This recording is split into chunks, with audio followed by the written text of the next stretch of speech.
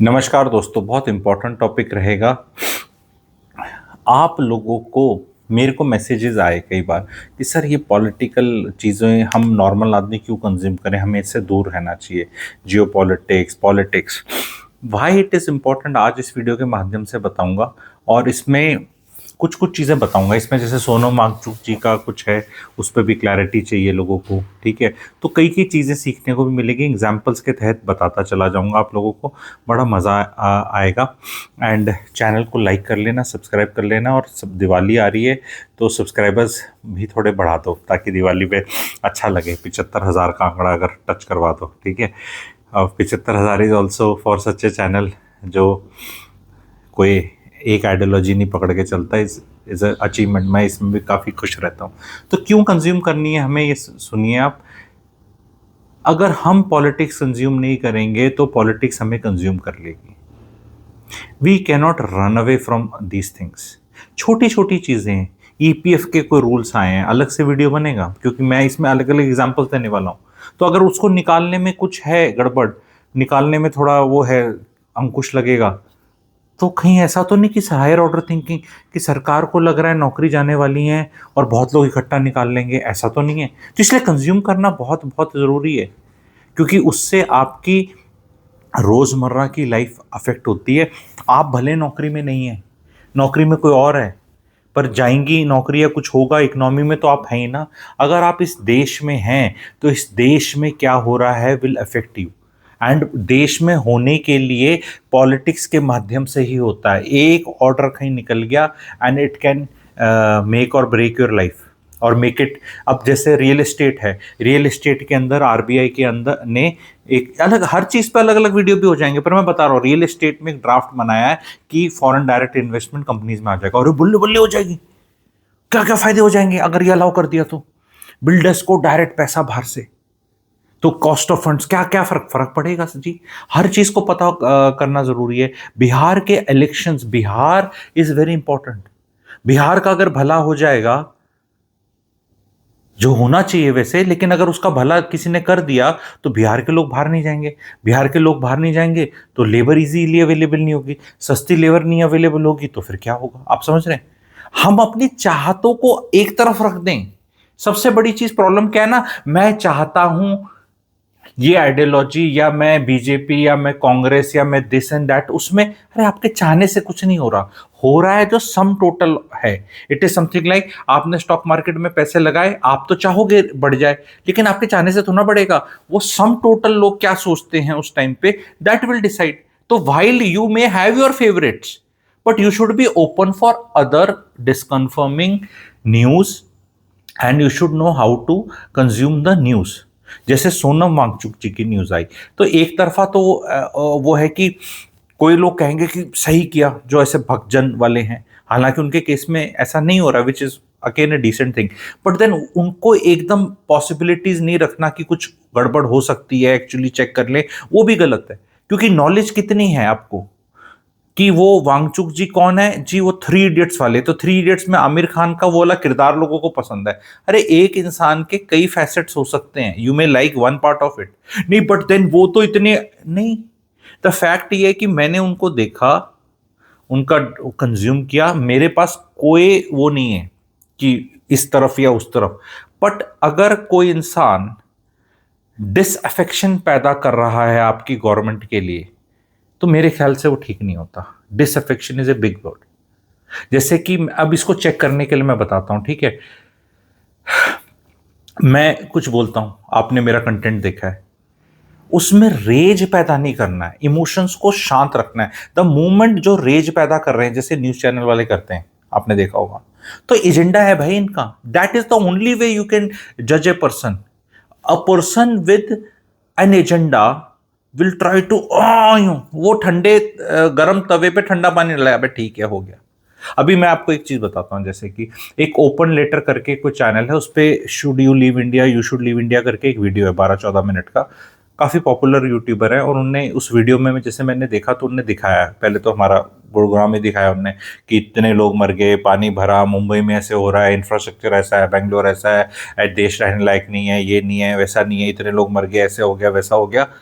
मैं भी जो भी वो दिखा रहे हैं, वो बिल्कुल सही है, लेकिन ट्रूथ ऑफ लाइफ ये भी है कि अनफॉर्चुनेट है, इंडिया में लोग इस तरह मर जाते हैं, लेकिन विदेश में जाओ, वहां किसी एक का दिमाग खराब होता है, वो फायरिंग खोल देता है स्कूल में, वो कभी पब में खोल देता है, कभी कंसर्ट में खोल देता है, और आप चेक कर लो कि वहां पे पिछले 10 साल में वहां ऐसे कैसे गए। वहां पे रेसिज्म हो रहा है, आयरलैंड के अंदर हो रहा था, ऑस्ट्रेलिया में हमने देखा, कनाडा का हमें पता है, यूँ हर जगह वो काम भी हो रहे हैं, पिट रहे हैं, और पढ़े लिखे इंडियंस पिट रहे हैं, कुछ बदतमीजी करते हुए पिट रहे हैं, कोई स्केपगोट बन रहे हैं, कोई वैसे हो रहा है, तो वो सारे काम बाहर भी हो रहे हैं, सारे काम बाहर भी हो रहे हैं। अपने इंडिया में 10,000 इश्यूज हैं, मैं भी मना नहीं करता, लेकिन फैक्ट ये है कि क्या जो कंटेंट है वो लेयर्ड नहीं है, क्या हमें दोनों साइड कंज्यूम नहीं करनी। जैसे बाहर जाने का मैं बता रहा हूं कि जिनको बाहर चले जाना चाहिए वो जा नहीं सकते, और जो जा सकते हैं वो किसी से पूछ नहीं रहे।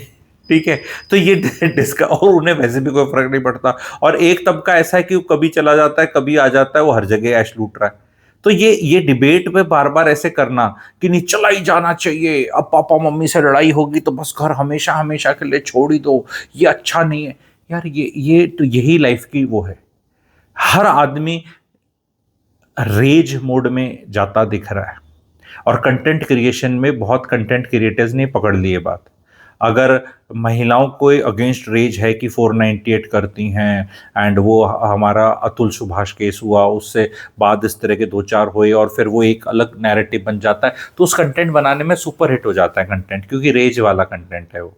तो जिनके अंदर होगा वो यस यस यस चीयर करेंगे, उसके ऑपोजिट आपने थोड़ा बोल दिया तो कोड़े पड़ेंगे। पर फैक्ट ऑफ लाइफ जीवन का ये है कि भाई शादियां पिछले साल 70 लाख हुई इंडिया में, जो कि ऑल टाइम हाई है। हम ऑल टाइम हाई हिट कर रहे हैं हर चीज़ में।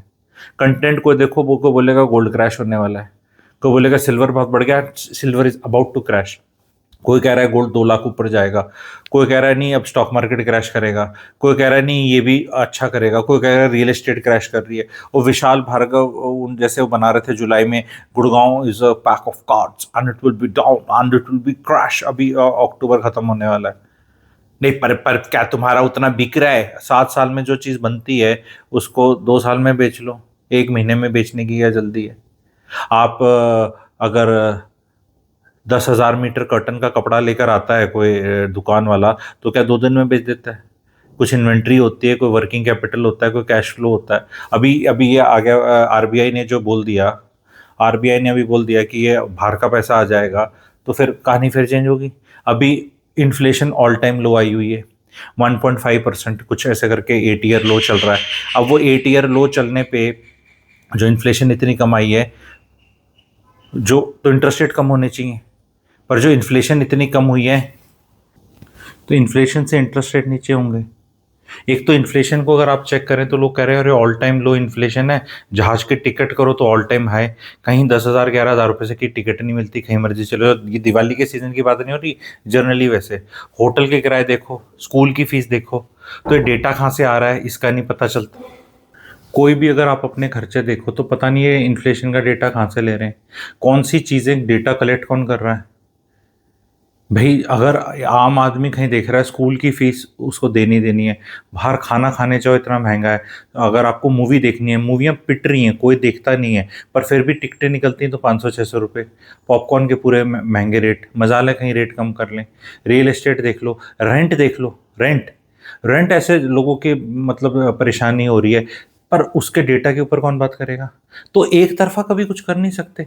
दूसरी चीज मैं जैसे पूछता हूँ कई बार, भी इन्फ्लेशन 1.5% होगी तो नवंबर में इंटरेस्ट रेट घटाओ, पर आरबीआई इंटरेस्ट रेट घटा घटा नहीं रहा, अभी अभी घटाना चाहिए। क्यों नहीं घटा रहा? क्योंकि कहीं उसको तो नहीं पता इन्फ्लेशन तो बस आंकड़ा ही है, घटा दिया तो कहीं भाग जाएगी और एक्चुअली ज्यादा है। I don't know. तो अब क्या है, ये जीवन में मैं क्यों बना रहा हूँ ये वीडियो, मैं ये बोल रहा हूँ कि आप दोनों पॉसिबिलिटीज के साथ रह लो ना, कि we are not sure. It is something like कि मैं आपसे पूछूं या कोई आपसे पूछे भगवान होता है क्या, तो लोग क्या कहते हैं, मैं भगवान में मानता हूँ, कोई कहता है मैं भगवान में नहीं मानता। भगवान मानता वाली बात आ गई, तो यानी कि आप भी यानी कोई इधर मानता है कोई इधर मानता है, which is good, but then there is always a possibility ना कि हाँ हो सकता है। Lack of evidence is not evidence in itself. समझ रहे हो? कोई चीज का ना होने का सबूत ये नहीं होता कि फिर वो है ही नहीं, आपको नहीं पता है। तो अगर हम दोनों चीज़ों को आराम से ऑब्जर्व करेंगे, शांति से बैठेंगे, सारा डेटा देखेंगे और डेटा में मिसमैच देखेंगे और फिर देखेंगे यार ये है क्या, क्योंकि चीज़ें क्या ऐड अप हो रही हैं। बिहार का इलेक्शंस है, बिहार के इलेक्शंस में सब सारी दुनिया को फर्क पड़ने वाला है। भाजपा का अध्यक्ष कौन आएगा? अगर संजय जोशी जी आ गए तो संजय जोशी जी और अगर बोल रहे हैं अमित शाह जी के बीच में बात हो रही है, तो क्या अमित शाह जी मोदी जी से दूर हो रहे हैं? क्या फर्क नहीं पड़ता इन सब चीज़ों का? क्या ये जो ईपीएफ का जैसे मैंने आपको बताया कि क्या हो रहा है, उससे अगर पैसा निकालने का दिक्कत है तो क्या है, लोगों को क्या, सरकार को लग रहा है सब पैसे निकाल लेंगे क्या? अगर मैं इसको एक्स्ट्रापोलेट करूं तो हो सकता है कि सरकारी कर्मचारी को रिटायरमेंट पे जो एक बार ग्रुप ए को जैसे 1 करोड़ प्लस मिलता है, ग्रुप बी को 70-80 लाख का बेनिफिट्स मिलते हैं, जो आपकी ग्रेचुटी होती है, जो आपका पीएफ निकलता है, कम्यूटेशन पेंशन होती है, सब मिल मिला के जो पैसा मिलता है, कहीं इस पे भी तो सरकार आगे ऐसे नहीं कर लेगी? सोचने की बात है। जो समझदार आदमी है वो उसको इस तरह कंज्यूम कर रहा है। जो कह रहे हैं मुझे नहीं क्यों, अगर अगर आपको एक साल बाद रिटायर होना है, 2 साल 3 साल, तो पहले हो जाओ यार, क्या पता पैसा पूरा आपके पास मिल जाए। सोचने की बात है। पेंशन में कितना फर्क पड़ रहा है, और पेंशन जितनी मिलेगी और इस पे जो ब्याज मिलेगा 7-8% का, माइनस योर तनख्वाह, तनख्वाह में से माइनस इनकम टैक्स के बराबर पहुंच गए तो नौकरी क्यों कर रहे हो? गहरी बातें हैं ये, बहुत अच्छे से चीज समझाता हूं मैं। आने वाले टाइम में मैं वीआरएस लेना चाहिए नहीं लेना चाहिए पे, और लेके क्या करना चाहिए पे, कुछ नवंबर के शुरू में ऑर्गेनाइज कर रहा हूँ एक वेबिनार। अगर आप उस कैटेगरी में बिलोंग करते हैं कि ये जो मैंने आखिरी बात बोली आपको, अरे यार ये तो डरा रही है, डरा नहीं रहा, बता रहा हूँ कुछ हो सकता है ना, तो दिख रहा है ऐसे, तो वीआरएस व्हाट्सएप कर सकते हैं आप। क्योंकि हमें देखना है कि कहीं भी हम जाएंगे तो डिस्कशन होगा। कोई बोलेगा, जैसे एक वर्ड होता है, जैसे मैं बताता हूँ और मैं करता हूँ, लोग बोलते हैं धर्म खतरे में वाला, हमने काफी एपिसोड सुना है। कभी हायर ऑर्डर थिंकिंग करिए कि वेस्ट बंगाल में ममता बनर्जी है, वहां पे बीजेपी भी अपनी राजनीति करती है। जो हमारे बंगाली भाई बहन हैं, इन्हें धर्म खतरे में क्यों नहीं लगता? ये क्यों टीएमसी को वोट करते रहते हैं? मैं हायर ऑर्डर थिंकिंग कर रहा हूं ताकि कंटेंट को आप अच्छे से कंज्यूम कर सके, दिमाग में आए। क्या बीजेपी को जीतना चाहिए बंगाल में? आप बीजेपी के सपोर्टर हैं तो ऑफकोर्स आप ये बोलो, लेकिन बीजेपी और जो बाकी लोग होते हैं वो जैसा हिंदू और ये सब करते हैं, तो बंगाल में क्यों नहीं हो पा रहा? क्योंकि मैंने बहुत सोचा, तो बंगाली इतना धर्म प्रैक्टिस करते हैं, उन्हें धर्म पे सिक्योरिटी, धर्म की सिक्योरिटी पे खतरा नहीं है। खतरा धर्म की सिक्योरिटी पे उन लोगों को लगता है जो कुछ करते ही नहीं धर्म के बारे में, ना जोत बत्ती करते, ना हनुमान चालीसा पढ़ते, ना उन्हें रिचुअल्स का पता है, ना उन्हें त्योहारों का पता है, ना उन्हें किसी चीज का कुछ नहीं पता है। तो ये जब वीडियो रिलीज हो रहा है, हम शाम को दिवाली कैसे मनानी चाहिए उसके ऊपर ही वर्कशॉप कर रहे हैं। अगर उसमें जुड़ना चाहते हैं तो आप डी लिख सकते हैं, डी लिख सकते हैं, वो 5 दिन। अब किसी से पूछ लो भाई ये धनतेरस क्यों, कैसे, क्यों मनाई जाती है, न वो नरक चतुर्दशी आती है, फिर दिवाली कैसे है, फिर उसके आगे जो 5 फेस्टिविटीज के दिन है, वेल्थ के दिन है, कैसे, नहीं नहीं वो हमें हमें नहीं पता, वो तो हम ऐसे कुछ कर लेंगे। अरे अगर आप धर्म को जानते हो और उसको अच्छे से प्रैक्टिस करते हो और धार्मिक हो, कहने के लिए नहीं, एक्चुअल में कुछ करते हो, कुछ भी करते हो थोड़ा बहुत भी, तो फिर आपको ऐसे ऐसे नहीं लगेगा कुछ है। करता कोई कुछ नहीं है, पता किसी को कुछ नहीं है, लेकिन उस तरह रहना है। जो भी नैरेटिव्स बनाए जा रहे हैं वो एजेंडा के तहत होते हैं। आप ये देखें कि पहले ऑप्शन दूर के अंदर इंडिया पाकिस्तान हुआ, फिर मैच होने लगे तो वो मैच हो गए, ज़्यादा हल्ला मचा तो बोला वो हैंडशेक मत करना इनके साथ। हैंडशेक तो नहीं किया ना यार, हैंडशेक नहीं किया इस लाइक मतलब सब कुछ ही कर लिया, मतलब समझते हैं जो कर लिया, और वो कहेंगे नहीं वो किस नहीं किया तुम्हें, मतलब समथिंग लाइक दैट। बेहुदा एग्जाम्पल है, बट क्या बताऊं, और क्या एग्जाम्पल बताऊं? हैंडशेक तो नहीं किया ना, बाकी तो मतलब तुम्हारा पैसे का आदान प्रदान हो गया। मतलब वो सूर्य कुमार यादव जी तो बिल्कुल बीजेपी के एमपी एमएलए का टिकट अगली बार उन्हें दे देना चाहिए, जो इतने बढ़िया स्पोक्सपर्सन है, और इसीलिए उनको रखा भी जा रहा है, द वे ही स्पीक्स। मैं अपनी वो मैंने एक पहले भी वीडियो बनाया था कि हाँ मैच खेलेंगे और बोलेंगे कि पैसे हम उधर दे देंगे, सिर्फ सूर्य कुमार यादव जी ने दिए, बाकी किसी ने दिए भी नहीं कि हम दे देंगे, सैनिकों को दे देंगे, ऐसा कुछ कर देंगे, स्टोरियाँ सुना देंगे। What I am trying to explain to the audience, आप लोगों को, कि अपने इमोशंस को बचा के रखो। ये एक जगह लुटा देंगे एंड थोड़ी देर में फिर आपको होगा, ये घरों के अंदर होता है। कभी मम्मी जी बोल देती है बुआ जी से लड़ाई कर लो, तो तुम बड़ा लड़ाई कर लेते हो फूफा जी से, बुआ जी से, चाचा जी, ताऊ जी से, और फिर कुछ थोड़ा सा हो जाता है, कहते हैं अब दोस्ती कर लो, एंड यूर लाइक हमने तो लड़ाई कर ली थी, अब ऐसे कैसे दोस्ती कर लें?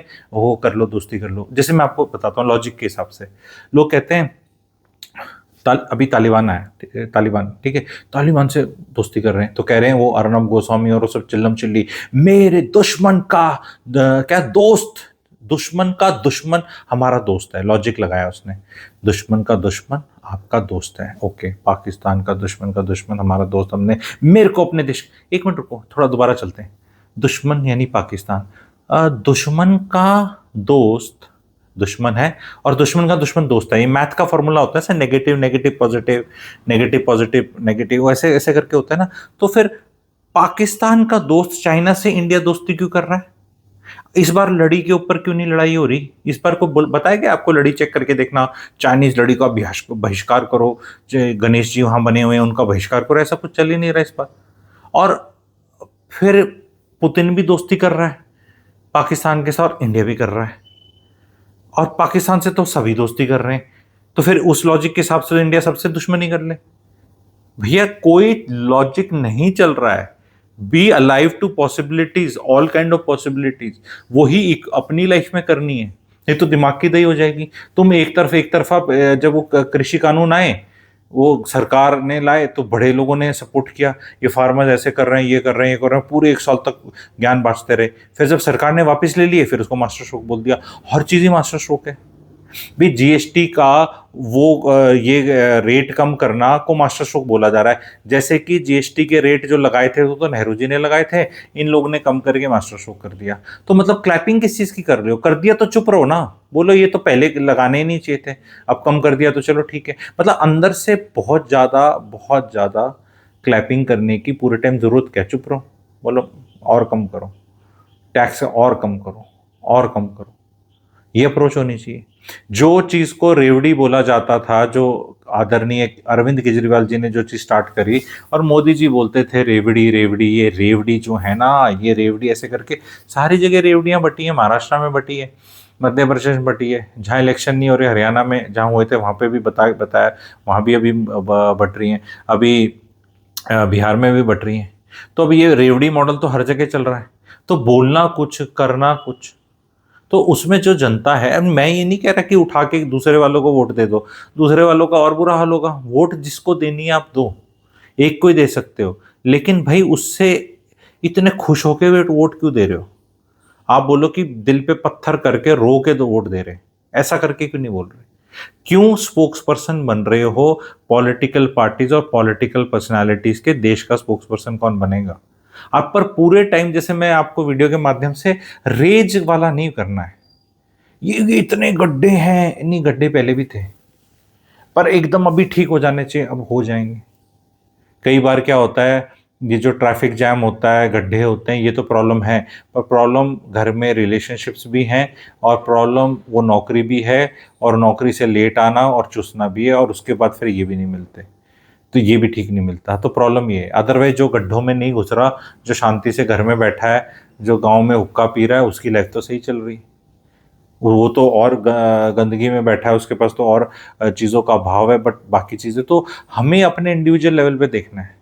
हमें बिल्कुल जो सरकारी तंत्र काम नहीं करता, उसके ऊपर हमें आवाज़ उठानी है, अपना डिसअपॉइंटमेंट जाहिर करनी है।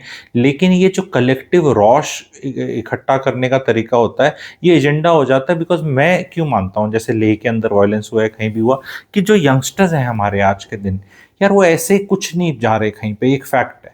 आप अपने परिवार में देख लो, कोई 14, 15, 16, 18, 20, 22, 24, 25, 26 साल का होगा, यार बेडशीट चेंज नहीं होती उससे, बाथरूम साफ नहीं होता उससे, बुआ जी रेलवे स्टेशन पे आ रही हैं तो लेने नहीं जाया जाता, छोड़ने नहीं जाया जाता, कोई काम नहीं करता, मोबाइल में घुसा रहता है।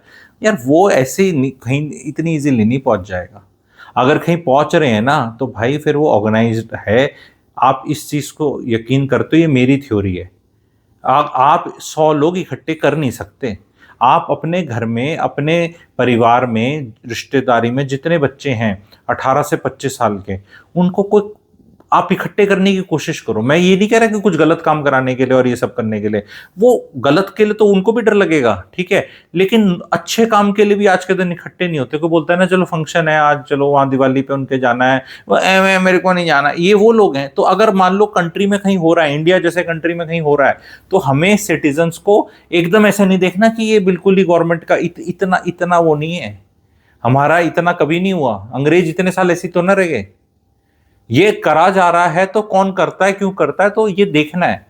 ट्विटर कर दिया, ट्वीट कर दिया, वीडियो में कुछ बोल दिया, कमेंट सेक्शन में डाल दिया, व्हाट्सएप, ये सब ठीक है, नॉर्मल है, ये तो करना चाहिए कि भाई गड्ढा टूटा पड़ा है, ये पोल्यूशन है, पुल टूट गया, गवर्नमेंट क्या कर रही है, सो रही है, हाय हाय, ये ठीक है। लेकिन उसके बियॉन्ड हमें देखना चाहिए कि हर बार ऐसा नहीं कि गवर्नमेंट को आप क्या चाहते हो कि इतनी कमजोर हो जाए कि कोई भी आके कोई कुछ भी कर दे तो कोई कुछ ना करे। भाई कोर्ट्स हैं, सारी चीजें हैं। एक एस्पेक्ट के बारे में, जैसे अब मैं किसी को यहाँ मैं कोई गवर्नमेंट को डिफेंड नहीं कर रहा हूं यहाँ पे, हमें वो जो प्रक्रिया है कानून की वो सब चीजें चलेंगी, सारा सारा चीजें होगा। पर हो क्या रहा है कि मुद्दे जबरदस्ती के इतने बनाए जा रहे हैं। अगर इंस्टीट्यूशनल हैरेसमेंट है नौकरी पे तो उसको जाति के हिसाब से लिंक कर दिया जा रहा है। कोई कहीं कोई जूते मार रहा है, उसको फिर जाति के साथ लिंक कर दिया जाता है। अगर आप समझ रहे, और फिर उसका कुछ हो भी नहीं रहा जिसने जो जूते मारे। यही जूते अगर कोई और मार देता या किसी और संदर्भ में डल जाते तो आप बोलो क्या होता है, किस किस तरह मतलब वो होता। मतलब आप छोटी छोटी चीजें लेके देखो। जैसे मैं आपको बताता हूं कि जो सोवरेन गोल्ड बॉन्ड्स थे वो डिसीजन लिया गया एक ब्यूरोक्रेट द्वारा, ठीक है, मैं आगे भी बनाऊंगा। और उस डिसीजन से गवर्नमेंट को बहुत नुकसान हुआ, क्योंकि गवर्नमेंट ने गोल्ड तो लिया नहीं और गोल्ड के प्राइस इतने भाग गए। लेकिन उसका खामियाजा गवर्नमेंट को भुगतना पड़ेगा, और गवर्नमेंट को भुगतने की जगह बाकी टैक्स पेयर को भुगतना पड़ेगा। गवर्नमेंट तो ना अपने खुद पैसे छापती है, लेकिन टैक्स पेयर देता है ना पैसे। तो यानी अब इस पे तो है नहीं, अगर कोई 100 करोड़ का पुल गिर जाता है वो तो दिखता है, कोई करप्शन कर जाता है 300 रुपए की वो भी दिखता है, वो चार्जशीट भी होती है, सारा प्रोसीजर दिखता है। पर यहाँ ये क्या हो गया, यहाँ कैसे हिसाब चलेगा। यहाँ पर गवर्नमेंट क्या कर सकती है, क्या करना चाहिए, एक्ट्स ऑफ ओमिशन कमीशन क्या होते हैं, इस पे मैं आगे वीडियोस बनाऊंगा। ये वीडियो कैसा लगा आप लोगों को बताना। त्योहारों का सीजन आ रहा है, पॉजिटिविटी रखेंगे। एंड रेज जहां भी कोई बना रहा है, परिवार में भी कोई रेज बनाता है, सास के अगेंस्ट, बहू के अगेंस्ट, पति के अगेंस्ट, ससुर के अगेंस्ट, बच्चों के अगेंस्ट, या किसी के अंदर कोई ना कोई परिवार में होता है, तुझे पता है उसने क्या बोला, नहीं मुझे पता नहीं करना, आप आपस में डिसाइड कर लो। ये इमोशंस जगाए जा रहे हैं और कहीं शांति नहीं हो रही। ट्रैफिक पे रेज चल रहा है, पॉलिटिक्स में रेज चल रहा है, अदरिंग का चक्कर चल रहा है। तुम्हें नहीं, हमें हर जंग नहीं लड़नी। मैंने इस साल बहुत, मेरा एक सांगो लाइफ सुधरा जो वीडियो था, अब बहुत लोग रिलेट कर पा रहे हैं। उसमें मैंने बताया था this year choose your fights. वैसे तो लाइफ लॉन्ग हमें चूज आर फाइट्स करनी चाहिए, हमें हर एक लड़ाई नहीं लड़नी, हर लड़ाई हम लड़ नहीं सकते। लिमिटेड एनर्जी एंड टाइम है, हर चीज में नहीं हो सकते, हर चीज में रोशनी कर सकते। एक कप सिर्फ का कुछ हुआ कहीं मध्य प्रदेश कहीं हुआ और वो इतना वो हुआ, हर जगह अब वो अपना वो नहीं कर सकते। There is a mechanism and system which is in place, and उतना ही हम कर सकते हैं, उतना ही हम रोश कर सकते हैं। रोश की भी लिमिट है, नहीं तो होता है कि हम उस एजिटेटेड स्टेट में हमेशा ही रहते हैं, फिर हमारे रिलेशंस भी आते हैं, हमारी लाइफ भी ऐसी हो जाती है। तो ये जो content, that's why I was saying कि क्यों टॉपिक क्या था कि ये हमें पॉलिटिक्स और ये कंज्यूम कैसे करना है। तो मैं यहाँ आकर एक गुरुजी टाइप रोल प्ले कर रहा हूँ, करना चाहता हूँ कि मैं आपको पॉलिटिक्स कैसे कंज्यूम करनी है वो सिखा रहा हूँ, बिना बिना अपना आपा खोए चिल्लम चिल्ली करे। मेरे को लगता है 100 वीडियोस डले होंगे चैनल पे, 200 डले होंगे, तो शायद दो तीन चार वीडियो में थोड़ा ऐसे आवाज होगी हो, वो भी मतलब अगर कुछ इस तरह है। पर कई लोगों का डिफॉल्ट सेटिंग ही वो रहता है, आप समझ रहे हैं, डिफॉल्ट सेटिंग। क्या तुम्हारा खून नहीं खौलता, बोल नहीं हमारा नहीं खौलता, खून ज़्यादा खौल के कोलेस्ट्रॉल ज़्यादा हो जाता है एंड हार्ट अटैक के चांस ज़्यादा हो जाते हैं। अभी जिंदा रहना है, जिंदा रहेंगे तो ही देश का भला कर पाएंगे, जिंदा रहेंगे तो ही कुछ अच्छा कर पाएंगे, जिंदा रहेंगे तो ही परिवार का भला होगा, परिवार का भला होगा तो देश का भला होगा, क्योंकि परिवार ही है देश। 35 करोड़ परिवार इस देश, 4 जनों का परिवार है, हर परिवार अपना ख्याल रख ले, देश की तरक्की हो जाएगी। ये हर किसी का ख्याल रखने की ज़रूरी नहीं होनी चाहिए। अपना परिवार तो देखा नहीं जा रहा, अपनी बेडशीट चेंज नहीं होती, अपना घर साफ नहीं होता, अपने 4 पैसे कमाए नहीं जाते, बचाए नहीं जाते, अपनी शांति रखी नहीं जाती। ठीक है? तो ये बहुत ज़रूरी है हमें कि वो चीज़ मुझे कितना इफ़ेक्ट करती है, कैसे करती है, उसको मुझे उस तरह कंज़्यूम करना है, और हम हर चीज़ को रोक नहीं सकते। अब गवर्नमेंट अगर ईपीएफओ का कुछ निकाल रही है, तो भाई रूल निकाल रही है, अपनी अब एडजस्ट कर लो, क्योंकि कल को एक दिन हो सकता है कि कैपिटल गेन भी 30% कर लें। तो जो अंकुर वारिकू जी एसआईपी की कैलकुलेशन में बोलते हैं इतना पैसा हो जाएगा, वो 12.5% कैपिटल गेन के हिसाब से बता रहे हैं। वो हो सकता है 25 साल 30 साल तक आपके 900 करोड़ तो नहीं, हो तो 90 साल में हो रहे हैं, पर मान लो 50-100 करोड़ हो रहे हैं, तो भाई हो सकता है उसमें 30-35-40% टैक्स भी लग जाए। एंड वो जब कमाया था आपने, तब भी टैक्स दिया था, और कमाकर जहाँ जो खर्चा किया था उस पर भी टैक्स दिया था। उसके बाद जो पैसा आपने बचा वो आपने डाला, और वो डाल के जो बढ़ गया तो उस पर आपको फिर टैक्स देना है। तो फिर पता चलता है अरे ये कमाई किस ले रहे हैं। तभी तो 82 करोड़ लोग काचे काट रहे हैं इंडिया में। उनको ये कैलकुलेशन शायद समझ आ चुकी है। वो कह रही है हमें तुम चावल और राशन दो। तो लाइफ में पता नहीं क्या सही है क्या गलत है। तो इतना रौश मत क्रिएट करो, ये सिस्टम ऐसे ही चल रहा है। 82 करोड़ को अगर गवर्नमेंट फ्री खाना नहीं खिलाएगी तो पेट शांत कैसे होगा? पेट शांत होगा तभी तो मन शांत होगा, और मन शांत रहे जनता का तो जनता शांत रहती है, और शांत जनता रहती है तो उस पर राज किया जा सकता है। तो उसमें ये अशांति करने की क्या जरूरत है? कई लोग अगर 82 करोड़ खाना जो चूहे खा जाते हैं, कौन सा ऐसा हाई क्वालिटी का multigrain organic two brother farm, कौन सा वो वाला राइस वो व्हीट दे रहे हैं, वो 200, 200, 300, 400 रुपए kg, आपको पता है कौन सा वाला दे रहे हैं? वो गोदामों में फटा जा रहा है, वहां कहीं रखा नहीं जा रहा तो पकड़ा देते हैं, ले लो। तो इस तरह अगर हम कंज्यूम करेंगे तो हम रिलैक्स रहेंगे। ठीक है, तो राशन मिल रहा है, ठीक है, वो उसको भी मिल जाए, ठीक है, ये भी ठीक है, वो भी ठीक है। This is what is true. Sanatan Dharma भी जो आप फॉलो करते हो सब ठीक है। तुझे पूजा करनी है ठीक है, तुझे कम करनी है ठीक है, तुझे ज़्यादा करनी है ठीक है, तुझे पेड़ को पूजना है ठीक है, तुझे सांप को पूजना है ठीक है, तुझे किसी को जिसको जो करना है, जिसको मतलब जानवर है, हवा है, पत्ता है, फूल है, जो है बढ़िया है। तू व्रत रखे तो अच्छा है, ना रखे तो अच्छा है, सब चीज़ की पॉसिबिलिटीज है। तो लाइफ में इसी तरह रखो, तो वो है। एंड उसमें फिर कंज्यूम करो, और फिर एजेंडे ढूंढो लोगों में। हर इंसान जो आपको शांत कर रहा है उसका एजेंडा अच्छा है, और जो आप में रोश कर रहा है उसका एजेंडा खराब है। बस ये देख लो। अब लाइफ में यूं चेक कर लो, जब भी अगली बार कोई कंटेंट क्रिएटर आए या कोई पॉलिटिशियन आए, उसको मापने का एक ही तरीका है कि उसके चेहरे पे कितनी शांति है, वो तुम्हें कितनी शांति की बात कर रहा है, और तुम्हें कहाँ ले जा रहा है, और कौन तुम्हारे में ऐसे रोष पैदा कर रहा है। जो रोष पैदा कर रहा है वो सिर्फ अपने फायदे के लिए कर रहा है, ताकि तुम में रोष हो जाए और फिर तुम उससे जो वो करवाना चाहता है वो कर लो। तुम मत किसी को रोष में करो, शांत बैठ जाओ। जबरदस्ती जगाया जा रहा है, जागे रहो, पर दूसरे के नाम के मत जागो, अपने नाम के जागो। तो वीडियो को लाइक करें, शेयर करें, ये कैसा लगा बताएं, चैनल को सब्सक्राइब करें। Thank you very much.